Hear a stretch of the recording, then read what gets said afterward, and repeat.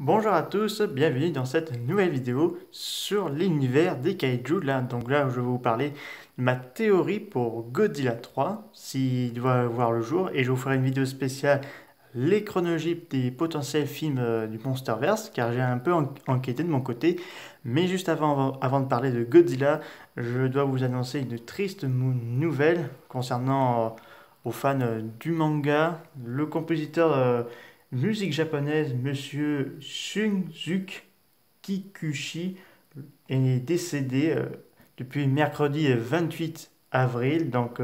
Pour ceux qui, qui connaissaient un peu ses musiques, il avait travaillé sur Dragon Ball Z, Goldorak et également la série manga d'Albator. Donc, il nous a quittés. Donc, je voulais quand même vous annoncer son décès qui nous a quittés. Donc, un très grand maître musicien de la musique.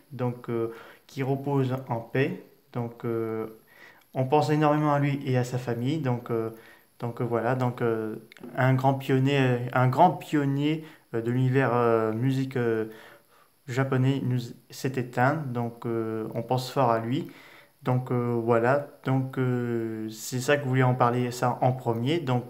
Hommage à lui. Voilà, je vous ferai peut-être une vidéo dédiée là-dessus. Voilà, on va parler de la théorie de Godzilla 3 maintenant. Comment on pourrait imaginer ce Godzilla 3? Alors déjà, il faut d'abord que pour Warner Bros. Et Legendary refait un nouveau contrat avec la Toho, si ces derniers acceptent et qu'ils ne soient pas trop chers non plus. Voilà. Vous êtes beaucoup à me dire dans Godzilla 3, Mecha Ghidorah, Violence ou Destroyer et tout ça. Il faut savoir, dans Godzilla Kong, bon, on n'a pas eu post-crédit, mais ils ont rajouté ça dans le film. Je pense que j'ai une théorie. La scène où Kong galope sur la montagne et qui réveille des insectes ou un lézard dévore l'un de ces insectes, il est possible que ces créatures soient des destroyers. C'est possible. Parce que moi-même, je pense que ça doit être des destroyers, ces créatures-là, mais je ne suis pas sûr, mais je pense que ça doit être quelque chose comme ça. Voici à quoi pourrait ressembler ce Godzilla 3. Sur le lieu de Hong Kong, le monarque a prélevé des cellules de Godzilla qui étaient retrouvées suite au combat entre Godzilla et Kong opposant à Mecha Godzilla. Monarque prélève ces cellules et il les emmène dans un laboratoire, non pas dans n'importe quel endroit, mais sur Skull Island, qui désormais n'a plus grand-chose. Enfin, Kong vit désormais dans la Terre creuse, et il se sert de Skull Island comme laboratoire gigantesque pour faire des manipulations génétiques. Voilà. Il crée une espèce de kaiju à partir d'ADN de Godzilla, mais d'une rose, mais également d'un être humain. Et ça donnerait Biolante. Oui, dans ce Godzilla 3, on aurait Biolante. Monarch aurait travaillé là-dessus. Cette créature serait au début assez pacifique avant qu'elle pousse un espèce de rugissement pour prouver qu'elle veut devenir alpha. Godzilla sent qu'une menace rôde. Godzilla se dirigerait vers Skull Island et affronter Biolante sous sa forme rose.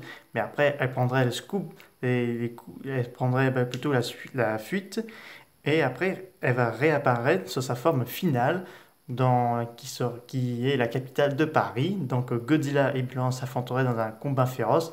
Là, ce serait la victoire de Biollante sur Godzilla avant que Biollante disparaisse à nouveau.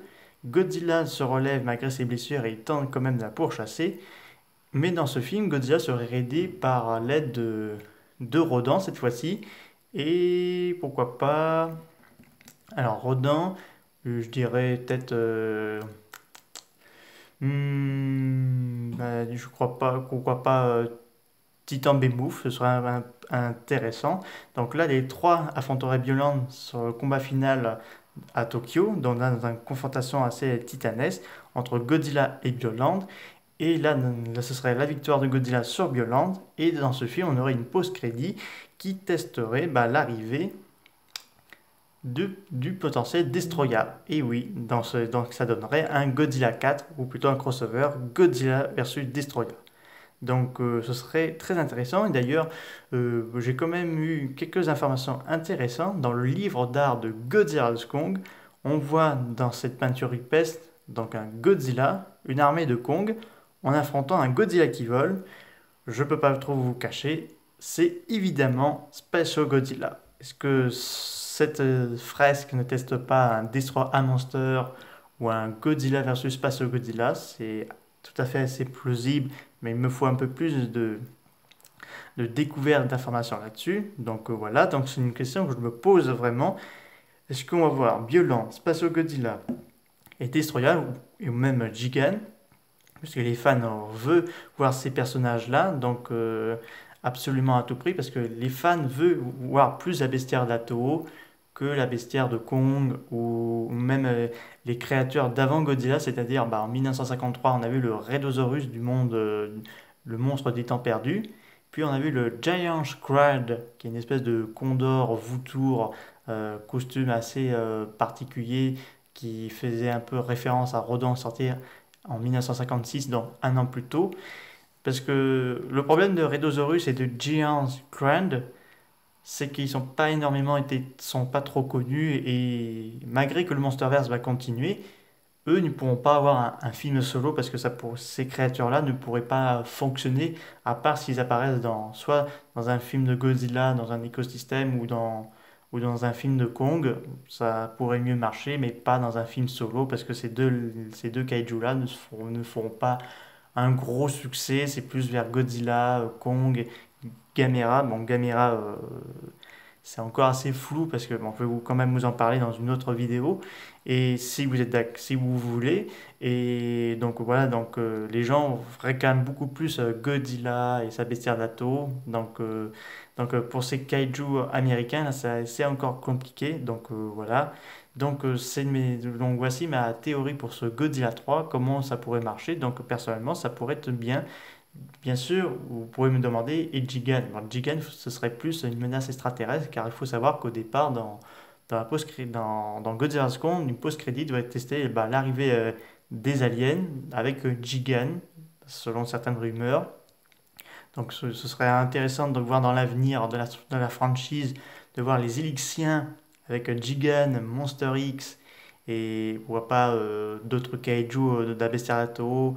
Et donc voilà, donc c'est une affaire à suivre et j'espère que ça viendra très vite. J'espère que cette vidéo vous a plu. N'hésitez pas à me dire ça dans les commentaires. Je vous dis à très bientôt. Au revoir.